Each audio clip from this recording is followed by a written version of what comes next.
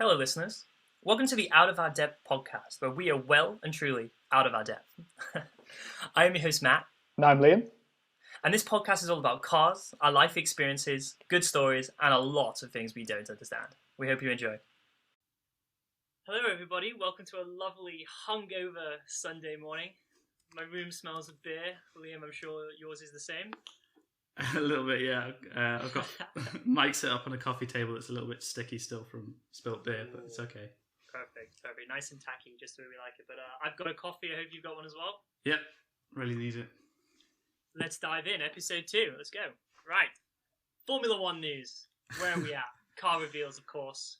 Bane of my life. Some good, some very, very, very, very bad stuff came out this week. Well, at least in my opinion. Yeah, I agree. And I have a little list to run through, actually, and a few things that I think you may have come across, but maybe not. But Okay. So it started with Aston Martin.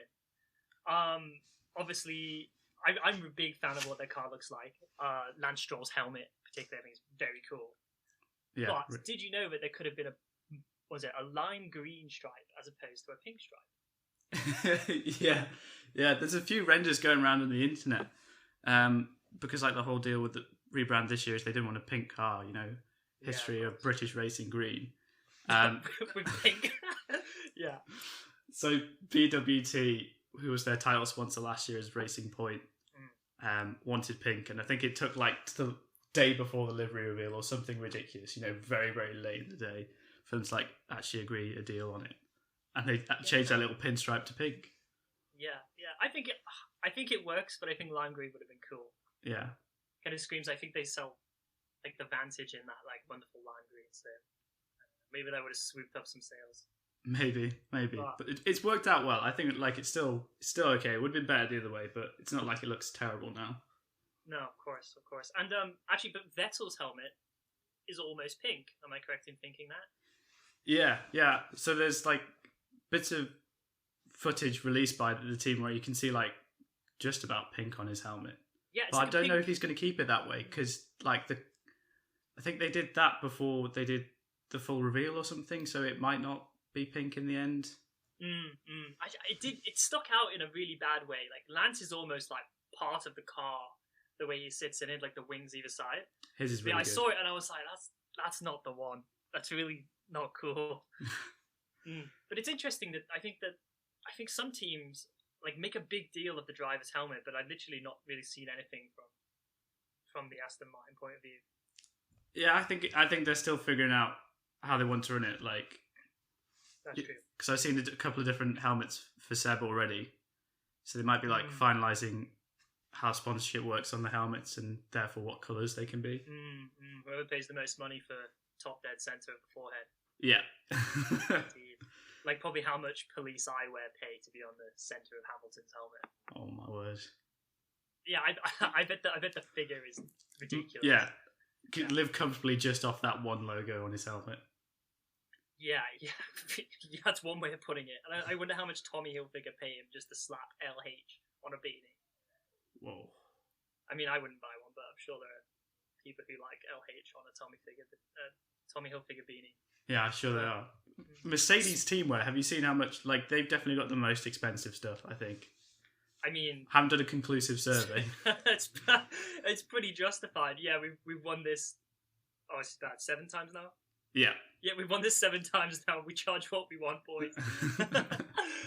Yeah, it's probably like 10 years that'll be a commodity up there with gold and oil, I'll tell you now. People be, broking Mercedes teamwear. But anyway, speaking of astronomically expensive things, this brings us wonderfully onto Haas. Yes. And I saw recently that obviously Gene funds the team, plows in something in the realm of 100 million a year, right? Yeah. But apparently probably this year, he's put almost nothing near that because it's all come from Mr. Mazepin Sr. Yeah. Ural Kali or something like that? Ural Kali, yeah. I mean, for some brief Googling, I really couldn't tell what they do other than just pharmaceutical stuff. Lots of money. Yeah, but that explains the Russian flag, right? Topic of controversy.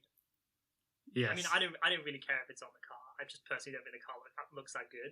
And I think they've been really lazy by just showing last year's car with this year's livery. Yeah, it's very Haas though. Like, minimum effort into this stuff, so they don't waste money when they can't afford to. Yeah, I mean, yeah, of course. I mean, I'm sure I even saw that they've written off this season before it even started. Yeah, is that really the Formula One spirit, the competitive spirit? I mean, whether it's Formula One or just my college football team, do you really just back it off? They just don't have the money. Like, they've got enough money to have a decent attempt at making a car for next year with the big rule changes, or like they can try and scrap for a few points and go one place higher at the bottom of the table. And it's terrible that the sport is like that. Like, I mean, it happened to Williams, I guess. I mean, I actually watched something yesterday in bed, very drunk, as I'm sure you do as well. Just a bit of YouTube put me to bed. Is that something like Williams had like a cracking start to the turbo hybrid era. I think third in their first year, third in their second year, and then just an absolute tank down to last. So I mean, it really screams how much money talks. Money equals performance, perhaps even. Yeah, I think for some teams, like, they could maybe have been a bit more competitive with the budget that they had, like been a bit smarter. But absolutely, when you look at the budget of Mercedes compared to Williams, like, there's no way Williams comes out on top. Yeah, of course. And I suppose on the topic of money saving, do you genuinely think Williams designed their livery on the F1 game? Jeez, I feel sorry for them because the whole hacking thing, but oh yeah, that's pretty good. Yeah, of course. Yeah, that aside, the car is just horrendous. And like, some people like it on the internet, but like, anybody whose opinion I trust does not like it and think it just looks like a stock livery on an F1 game. Mate, I've also seen you've been very keen on Twitter to answer everyone's questions about the livery. Like, in short, no bueno. It was not a thing you haven't commented on. I got really passionate about it because I like the team and I can't believe they've done this to themselves. Yeah. And then they've got all these people saying that, it's an amazing livery, it's groundbreaking, like the people who are paid to say it. Yeah, when you get like every member of the team, including Jensen Button and stuff like this, to be like, I think it's a great livery, like bringing up our heritage of the team, like, either it's a super good livery and everybody loves it, or they've been asked to say that because, I don't know, they got some marketing campaign to push it. It's actually a bit rubbish. Yeah, maybe the money they saved designing it on the F1 game, they're now spending on people to say that they like it. Actually, speaking of which, to Tom Brady, right, the GOAT, right?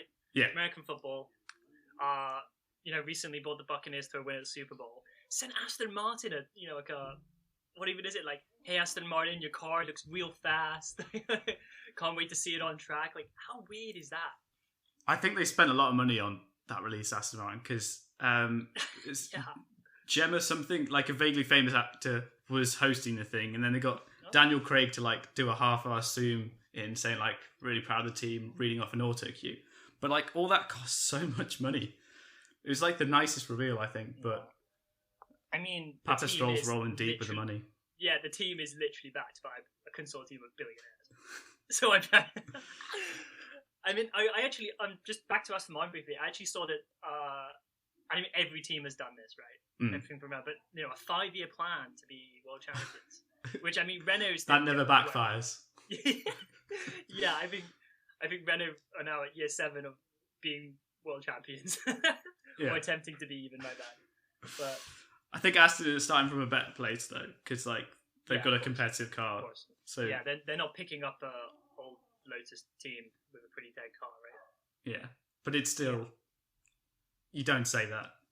Yeah, of course. Anyway, it's a great segue. I'll shove this along because I understand not everyone loves Formula 1 as much as we do. Which makes me think, I think, when we get to the end of the section, I'm going to scream, like, now you can stop skipping if you hate Formula 1. Which I've seen other podcasts do other things. But anyway, yeah, so Rich Energy... Oui. That whole shit show. I love the memes that keep coming up and about they're replacing Aramco as title sponsor and all that, but yet you can't actually buy this drink. And could you imagine Red Bull not putting any sort of like stoppage in place? Was like, why would you have in my opinion, inferior energy drink run by an idiot as a title sponsor in a series that we literally found 2 teams in? Yeah, and he's got history in the sport of being flaky with paying money and like bad advertisement. Yeah. I'm actually not sure how much he shafted has through pulling out or withholding funds, etc., etc. But wouldn't be surprised if he promised like tens of millions that he hadn't paid. Indeed. I mean, I think you actually mentioned the other day elsewhere that his background is a little sketchy or something. Like, yeah, I don't know how good it is to give this guy too much space on airwaves, but like that's true. Let's cut it out. Right? Yeah, who's listening to this anyway? But like, yeah, so if you Google it, there'll be plenty of people already talking about it. But he's like weird guy. Yeah, I mean, to be fair, he's caused a bit of a social media storm, so I think he's doing something. Yeah, he's making noise. He is doing something, that's for sure. Yeah. Do you have anything else to add from the F1 space? No, I think that about covers it. My disappointment in Williams is probably the key takeaway from that. But I know, I think after this you might have a little cry. Oh, no doubt. Yeah. Like seeing it on track for the first time, there might be a tear shed. Yeah. Oh, actually, one more thing to add. Do you know when we're expecting to see a Ferrari roll out in the same red and same livery and same sponsors? Great question. I think it's the 10th. This week for sure. The 10th? Oh, lovely. There we go. So it has been revealed. Testing this Friday. Testing. 1, 2, 3. Yeah. Yeah. Oh wow. I have so much university work to do, but that takes absolute priority. It's just watching testing and sandbagging and like, hey, Kravitz. It's going to be the first time because I didn't have Sky Sports last year. So I had to just watch the roundups. But now I can waste my whole day watching cars sandbagging around the track. You know, there's something special about it. Actually, I can't believe we're still talking about Formula 1, but the weekend where George Russell was in the Mercedes, I did not leave the laptop screen. Like, no. Watch every second. The only thing I did was cook food and go to the bathroom. And I wish I could have taken the laptop with me, but it's do you want to scream end the Formula 1 section, or shall I?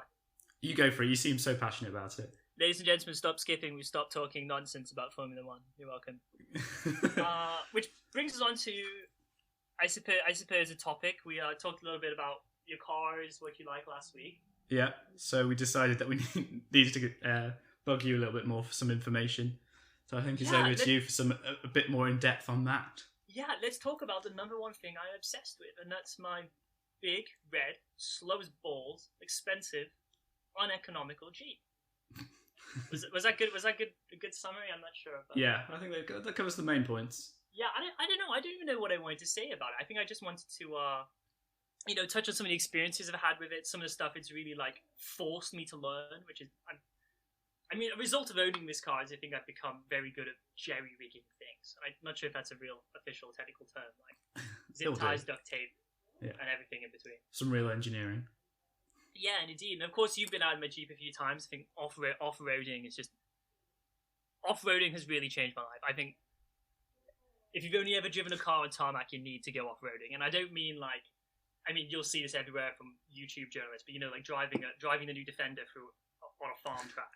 Like that's not off-roading. Like, I think for a majority of people that's called green laning, and they'll all take a picture of their like stock Defender and be like, what a beast. This thing is crazy. I'm like, is that the terrain you've been driving on and you've made that assessment? Yeah. Yeah, like I'm talking the stuff where the car is actually going to roll over, the stuff where like you've got to yeet it at this obstacle, you might break something, but it's up it or you get laughed at. Yeah, you need a lift on your car, otherwise you will hit absolutely everything. Yeah, exactly. And I think I actually thought of something really funny. I can't remember when I walked the other day, and then someone said to me, I was like, how's your car doing? Anything broken? I was like, no, oddly enough, no, because all I've done is take it to Tesco. Like, I've literally been driving something that does like 13 miles to the gallon, like a good 4x4 car to Tesco and back, and that's all I've done for 6 months, which is ridiculous. But and it's you turned it into a mole cruiser. Yeah, you're the worst kind of person now. Exactly. I go to Tesco, I park it across 2 spaces, and I put a wheel on a curb just to feel something. Oh wow. Yeah, but anyway, I miss pinging it through mud, and then even me, you, and Richard actually, we went out. You took some great photos, just crawling over rocks back and forth. Yeah, just in the middle of nowhere with your car. It's like a great setup because you got a good landscape and then something to like frame nicely in the middle of it. And I think it's red as well, right? So it sticks out. So I'd hate to have like a black one or a silver one. Yeah. Whatever lame colours they made stuff in, but actually they did make them in an Inca gold, and oh my god, if I could get an Inca gold, damn. And oh god, I'm actually talking utter nonsense. People listening have no clue what I'm on about. But basically, so my Jeep is quite short. It's like, it's basically a 2-door car. But the last 3 years they made something called an LJ. Not our host Liam Jackson, but I think it was like 9 inches longer, and oh my god, the money that these things sell for now, especially because they're front and rear locked, the best axles that Dana made to put underneath them, and oh my. Actually, I think I saw one near you in Birmingham once, probably one of the only ones in the country. But if I had 35 grand to blow on a car in the States and import here, that's exactly what I'd do. Jeez. Get one of them here. I'd honestly live it. I'd sell everything I own for it. Wow. But what was I going to say? That's a great question. I completely lost my train of thought. I've been rambling in utter wallop about my Jeep. But yes, anyway, right. So I think the main topic today I want to talk about is learning things out of necessity. And maybe I put you on the spot here, but can you think of anything you've had to learn out of necessity before I dive into more nonsense?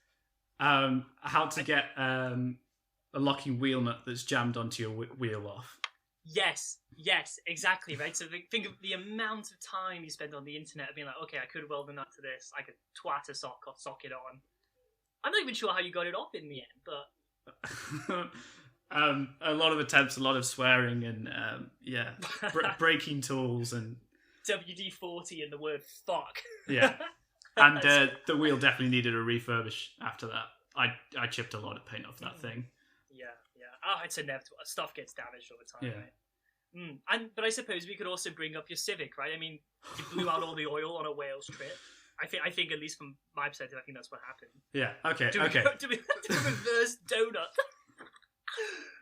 So this is a good time to plug my other little side project. So I do. How about it? Yeah. Go into this. Have I got a nice pitch for this? Okay. So I on the side I write articles under the name Liam Drives at Liam Jack Drives on all social media. And essentially, if you've seen Drive Nation, if not, it doesn't matter. But you get 10 slides on Instagram. So within that format, I try to write articles. So it's about 500 words long, nice and short, and just ping through stuff about cars or reviews cars, or stories, things you love, things you hate, opinions on F1. Sorry if you hate F1, but no, I think we're banned from saying those two things. Yeah, for the rest of this podcast. But the first thing I wrote was about killing my Civic, which was my last car, and I had to switch to the BMW, not really out of choice. More necessity. But yeah, we're in Wales, reverse donuts, because it's a front wheel drive car, picking off the red limiter a lot, on the way back home, having some fun, with a massive oil leak. Which is no bueno. To everyone else here, oil is fundamental to an engine's running. It basically acts as a bearing for all the moving components, as a small layer of film, which makes everything move almost frictionless. Liam's car was now operating with maximum friction. Right. So I wake up at 5:30 the next morning to get off to work, and starting my engine, it just, If you had to compare the sound to something everyday listeners would know, what would you compare it to? I don't know, it's just mechanical death. Just all... Because you hear moving stuff in a car, and just imagine every moving component was just nah, today's Screaming. not the day. Well, it was Monday, right? Yeah, Monday morning, because we'd been over on the weekend. And it's not great. Because it's got VTEC as well, which runs off oil pressure. There's no oil pressure, so VTEC doesn't work. Low on power, crawling the hour drive to work, and just working through the tick list of what's gone wrong. And then I tried to fix it and made it even worse. Yeah. So I made a heavy boat anchor, I think. I don't think you technically did anything too wrong, because back to the learning things out of necessity, you looked up how to do it, you got a torque wrench, you looked up torque Haynes specs, manual. Torque sequencing as well, right? So I think maybe you're unfortunate that the bolts weren't your best friends those days, because I don't really think they're not head bolts, so you can definitely reuse them. They're just a valve cover, right? Yeah, they were a specialist thing. It was the valve cover on the engine, and they've got they're set into that cover weirdly, and they've got flutes on them or something. So they're very you'd have to order the specific things. And they just snapped as I went in. using a torque wrench, which was fun. But it's a great segue into something else. Is I think through owning my car, I've had to learn how to weld. I've had to be my own mechanic. I've had to learn, all sorts of crazy things. And I wish I knew how to weld at the exact moment where you broke off your bolts, because I honestly could have just got them out by welding a nut to the top. And that would have been like less of a bow tanger, back to being a normal car. Maybe. Still had to fix the other issues. I think it was a case of like that car was gone, and I just had to let myself know over a prolonged period and breaking more stuff. Yeah, I mean, your main bearings, your cam, and everything like that, of course, not been the happiest with you.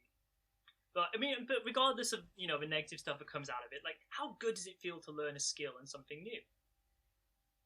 When it goes well, really good. Like, right? Even the small stuff. Inevitably, you have to do 20 things wrong before you know what to do right. Yeah. I think. But I don't know. I through owning my car, through having a crap time with oil and all that, I think if anything, you improved your plethora of knowledge of all things car related, which is what we're interested in. Oh, for sure. Yeah, I'm definitely in it. I wouldn't do the same thing again. Exactly right. But I actually have no clue where I'm going with this.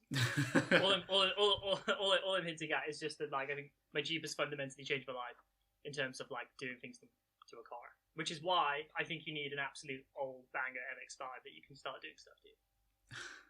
Then we can be more project nutty together. It is quite tempting, but I live in like a first floor flat, for everyone who doesn't know, and I've got a shared like car park at the back of the building, and it's just not much space. I don't know. I'm not sure if I should be saying this, but the New Year's party there would have been very suspicious. Didn't happen. If the police are listening, there was no New Year's party. But if there was, all plans were theoretical, of course. Right? Yeah. But anyway, I remember really what I want to. But anyway, so basically, through wanting to know more, as I'm sure people want to do with everything, I have delved hours and hours into YouTube just watching people build engines and stuff. And that's really weird. It's really strange. One of my housemates walked into my room and be like, "Matt, what are you watching?" I'm like, "Oh, just watching someone tear apart like a 350 Chevy." I'm like, "Well, why are you watching that?" Are you ever going to need that information? No. Well, actually, because here's the thing, I don't know. I mean, ultimately, like, I want to do something to the engine of this car. I think I said in the first one it's underpowered. Like, I really want to bore it out. Yeah, it seems like every 2-3 weeks, just like, maybe I could put this engine in. Well, there's a 4 litre on for sale on eBay at the moment. Should I put this in? Okay. Yeah, I do text you stupid stuff every other week about stuff I want to do. Like, I do want to do it. I don't know. I'm just in pursuit of knowledge that's absolutely useless, but I might use one day. Yeah. Okay. Yeah, but anyway, yeah. So I mean, I've just put hours and hours into YouTube just to pointless things. But I don't even know where I'm going with this either. But but yeah, my point is, I think it's fantastic to keep learning things and learning things by mistake, of breaking head bolts and stuff like that, and getting wheel nuts off, of course. Yeah. Wheel nuts for sure. Everything's seized. Oh god, bro, my car's 23 years old? Yeah, 23 years old, and half of those bolts I don't think have moved in that time, so I think I've been very fortunate with things not being that stuck. Yeah, everything is just one rusted mess of one piece. Yeah, exactly. I've become welder expert, bodywork expert, profanity expert, lying under the car in the snow expert. Yeah, that more or less sums it up. But anyway, yeah, let's move on. Okay. Enough chatting things about my money dump. Yeah, oh my god, yeah, money dump, money pit. I mean, I don't necessarily even have money burning a hole in my pocket. No, but if there was, it would be gone on the car. Yeah, there we go. Exactly. Anyway, so have you been watching anything exciting lately? Yeah, well, I can have another moan about something if you like. Oh, I'd love a good moan. Okay. Slightly sad, but WandaVision. So, I did just watch it, so you're lucky. Series finale came out on Friday, 9 episodes, and I think it was episode 7 where I told you, like, I'm not sure they're going to be able to, like, stick the landing on this, be able to tie it up well in 2 episodes' time, and they didn't, I don't think. And I think lots of other people on the internet have been complaining about this. Yeah, I mean, again. there's always going to be people that have, the same opinion either side of the coin of how it went. Yeah. I think. But I think it's quite interesting in this case because, I guess another recommendation podcast kind of thing. I listened to the Weekly Planet, which is a podcast by Mr. Sunday Movies, who's a YouTuber from Australia, and it's like about comic books and TV shows and movies and stuff. But they were saying like because this come out on a weekly basis and people haven't got much to do, and it's like Marvel, it's a big thing. It just gives people time to like overanalyze and dream up because there was loads of tweets and like theories about who's going to appear in the show later on, none of which came true. So like the episode in the end, anticlimactic. Like, the fan base built it up, for it to not, and hence not sticking the landing, right? Yeah. Whereas if it just came out in one chunk, like a lot of Netflix stuff, and you could binge watch it, you wouldn't have this time to build up these grand theories. WandaVision's out, yay! Yeah. And then you're like, well, what was that? Yeah. Well, I think. It was a weird one, really. I think, the first 2 or 3 episodes, they had to really set up this whole new concept of, like, what is going on, there's something greater at play here. And then we get spoilers, obviously, ladies and gentlemen. Oh, yeah, for sure. If we're going to talk movies and stuff, we have to say that. But yeah, I mean, they built up all this story, stuff was going wrong. It was like, oh, wow, it was Agatha? Agatha all along. It was Agatha all along. Yeah, it came up on my Spotify, and I'm not quite sure why it was recommending me that song, but that's something I would typically listen to. Which we'll get there. I'm sure we got some music recommendations coming later. Okay. But yeah, and then I don't know. It ended so abruptly. We have a new Vision. Okay, cool. And who just flies off? Who just flies off. But I think ultimately, I'm not even sure if they were intending for the show to go anywhere. I think it was supposed to be mildly entertaining, but they're trying to set up phase 4. Or just say, I don't know, the next phase. Yeah. So, I mean, obviously they introduced this concept of like, oh, well, she's actually a witch. She's actually much stronger than she ever thought. Is she like the new Iron Man of this next phase? Is the whole thing built around it? I don't know. Is she a good guy? Is she a bad guy? Yeah, so that's really like all I really thought was like, oh, this series just purely existed to set up the next phase because they didn't want to do a dedicated movie or something. And I know it was made off comics, etc., but it's kind of like the similar thing of no, mine's gone black. Never mind. It's not similar to anything. But yeah, I don't know. Like, I think they just had to set the groundwork in some way, and a series was perhaps their best way to do it, despite it not having too much going on. Yeah, maybe. But it was like the 3 episodes of like setting up the conceit of it being like a old timey sitcom shows, and then you just like 9 episode run. Like, if you're gonna dedicate that much time to like grounding what the whole thrust of like the plot is, then you need more time to pay it off. I think because you'd see like a 40-minute episode with like 15 minutes of credits on the end, and they just I think they could have given themselves more time. Yeah. Oh, actually, I just had a thought.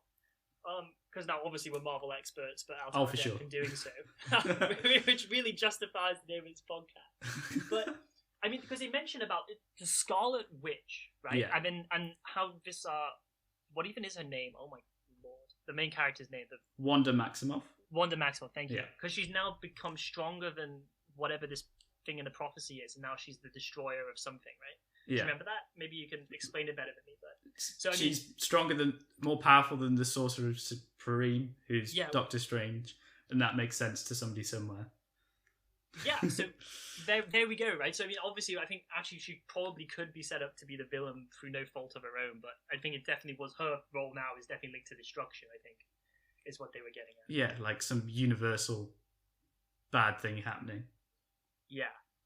But actually, I didn't make that link, actually, to the Sorcerer Supreme is Doctor Strange, because, of course, we have another Doctor Strange film coming at some point. Which he is in, doing something. Yeah, I'm sure he's up to many things in that film. Yeah. Lots of hands waving and, like, strange lights coming out. It just must be so awkward to act.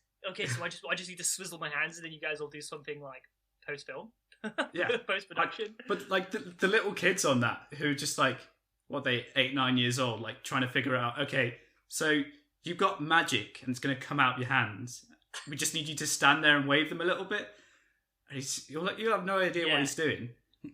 Yeah, I mean, but their parents are making bank off making him stand there, right? Oh, yeah. I mean, everyone wants their kid to be the next fucking like Hannah Montana or something. College fund sorted and like Yeah, years of therapy as well. I'm actually sure. I'm really like. I think they all go through a phase, right? Like no doubt. an early fame.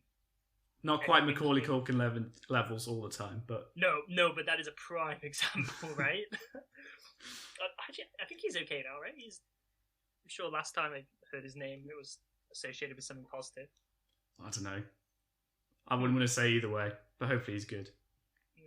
Anyway, Liam, I want to tell you about something here. Right, so once again, I was in bed, drunk. Heavy one last night. I think I definitely need to have a can clear up in here. But we had a Skype call with our friends, obviously. So yeah, not just getting drunk on our own in our no, of course, and we've really become accustomed to seeing off pints. Me especially. But anyway, and I came across this person who earlier this year I had COVID. Great fun.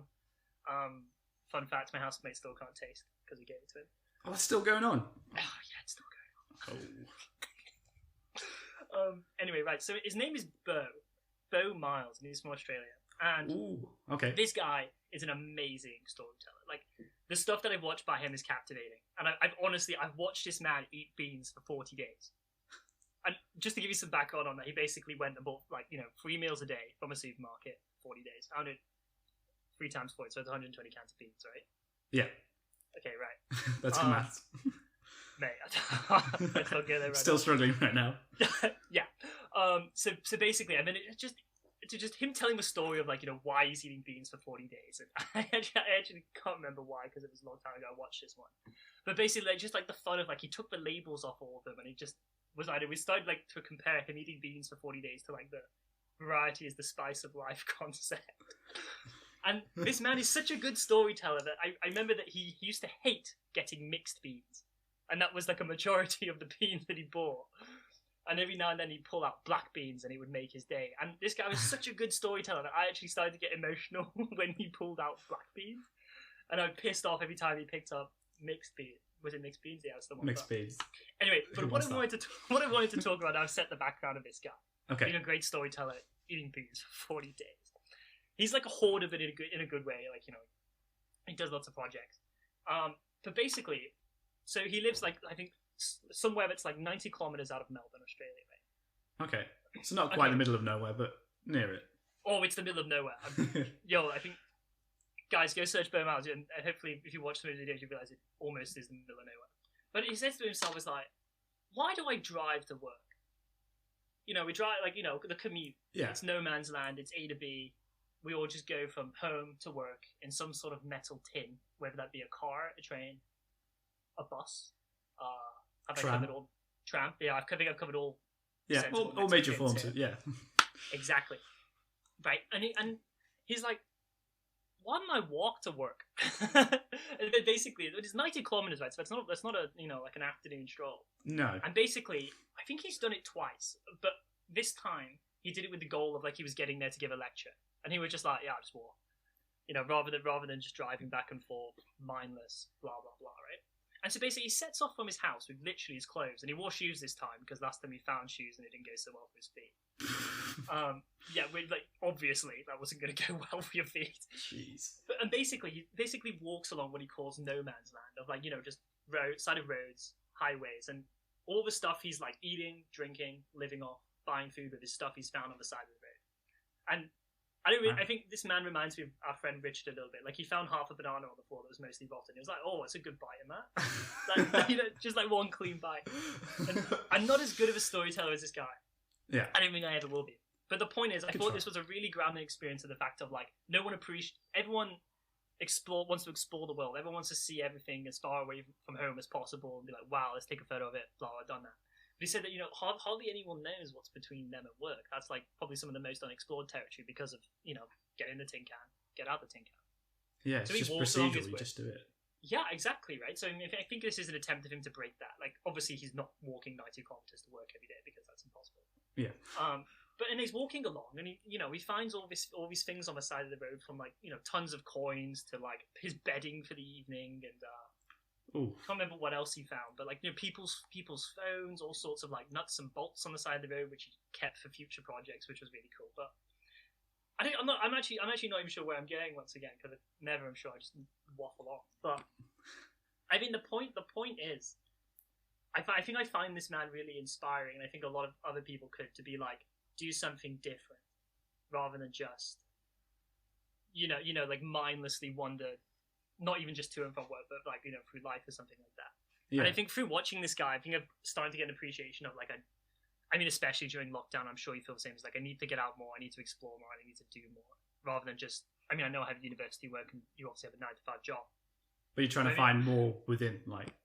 Yeah, and this is really whatever philosophical. This is my attempt to get deep here, I think. Ooh, okay, hit but me. I don't know. I think that was. I think I'm over it now. I think I cried a little bit halfway through telling this awful story. But yeah, then basically, I don't know. I'm quite moved by this guy, and I think maybe you would be too, watching some of the things he does. But that's my recommendation for our viewers. Okay, that's an incredible storyteller from Australia. That's great. Nearly made me cry. And a passion for this man eating beans. Go watch a guy eating beans. That's our deep recommendation of the week. Exactly. But I mean, I don't know. He's done all sorts of other cool stuff. Like I think the road around his house is like 1 mile, so he wanted to do like a mile an hour, where he'd like stay up all night, run a mile, do all the projects he's like started but never finished. So just fix a wobbly table in his kitchen. I mean, that's a poor example, but you understand what I'm saying. All right, that's enough of me waffling. Any music, Liam? Music. I came ill prepared for this music. I could scroll my Spotify and tell you the worst thing I can find from the top of my like songs. Okay. Number 4. So like this is like the 4th to last song, the most recent kind of thing, is "Fascination" by Alphabet. That's a bit of a throwback. I think that's is this a good song or a bad song? That's a great question. It's obviously subjective. It's pop trash, but it like I think most people forget about it, and then you really like you listen, and it will take you back to like that period in time. Okay. Yeah. I've also stumbled across some old music. Okay. If that's kind of, I think you saying that you came across this and was like, oh, I used to listen to this. Yeah, like I can't. It was probably TikTok, which is really bad, but like I just you got to delete it, mate. I just heard a clip of it somewhere, and it completely forgotten about it. And like, yeah, it definitely takes you back to a different style. Like, apparently the band's still going because I gave it a Google and stuff after I'd liked it on Spotify. But that was the one hit wonder. And as I say, like 2007, 2008, something like that. I hear you. Okay, well, I mean, I can look it up now and I can save it for a listen later if you like. Yeah. Oh, Liam, I remembered. I'm an idiot. I screenshotted something that I was supposed to say when I was talking about this geezer. Oh god. Okay. Wait. Setting off rewind. with no food. Yep. Setting off with no food, water, or shelter, I walked 90 kilometers to work to see if a stripped-back adventure could give me the kind of buzz that far away, exotic, heavily planned expeditions have given me over the years. I mean, this is a guy who's like, kayaked all sorts of places. Blah, blah, Been blah. everywhere. Yeah, but there you go. That rounds that off. That was his mission statement for wanting to walk to work. An alphabet, of course, I'll get saved. Anyway, back on topic because I'm awful at taking us in pointless directions. Ben Howard, you've been singing a little bit of Ben Howard as we've been playing COD and stuff. You want to give people a rendition of the? No. I don't want to lose his listeners. Mate, I think they were gone half an hour ago. But Ben Howard is my ultimate late night driving. I'll just stick whatever I got on, downloaded or on my phone. Ben Howard, play that. Sets the right tone, I think. You took the words out of my mouth. I've been having an interesting week, and I was in the library working, and then Ben Howard comes on like just when Spotify just goes on its own little waffle adventure. Yeah, as we have been. Ben Howard came up, and notably, "Time Is Dancing." Don't know if you or listeners out there like the song, but that was one of my favorites. Whenever this came out, I could probably find out, but I imagine I was probably 18 when this came out. Who knows? Let's not think about that too much. Who knows? But no, it's interesting that you've been coming across old music, just as I'm sure everyone else does. But yeah, Ben Howard's pretty regular. Yeah, stuff that hits different. Yeah, rather than just the most recent things that I've saved, which are just like Drake. Kanye West. The list of trash goes on. Oh, Christ. Anyway, Liam, Okay. do you have any concluding points? Do you have any topics you'd like to ramble on about? No, I think we've done some good plugs here. We've done some music. We've done some podcasts. I've plugged Liam Drives. Liam Jack Drives on all social media platforms. Yeah. Thank you very much. Is there anything I should plug? Guys, read my dissertation in 20 days' time. I don't know. We're not going to get that. It's not going to be a fun read. Just make sure you follow the Out of Our Depth podcast on Twitter and Instagram, I guess. That's exactly what I should have been. Yeah, that should have been your job. There's Go for it, Out go of My for it. Depth podcast on all social media platforms. Yeah. Okay. Something along those lines. But either way, Liam, I hope you consider walking to work next time you're allowed to go to the office. I could. It's 6 miles away. I could have cycled. Take nothing. Pick up stuff along the way. Learn some stuff. Take nothing. I can't need safety boots. Wear shoes. Yeah, don't. Yeah, I think this guy found his shoes in a river. So I mean, I don't know. That could set the wrong tone. Like, trying to go for a formal meeting or something. Just turn up in a sweatshirt you found on the side of the road. Oof. Man's got commitment. Anywho, right. I think that's it for me. My coffee's empty and I'm still hungover. Yeah, it's time for some recovery time. We'll get this uploaded. Indeed. I can't wait to cringe listening to the parts where I nearly cried in this. I didn't hear any voice breaks or anything, so I think you got away with it. Yeah, good stuff. All right, listeners, thank you for watching. I've seen from our statistics we have quite an international following in some strategic locations. Yeah, it's definitely not where our family lives, but we'll glaze over that. Of course.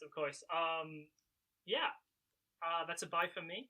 It's a bye from me. Thank you very much for listening. And we'll see you soon. Talk to you soon. Bye-bye.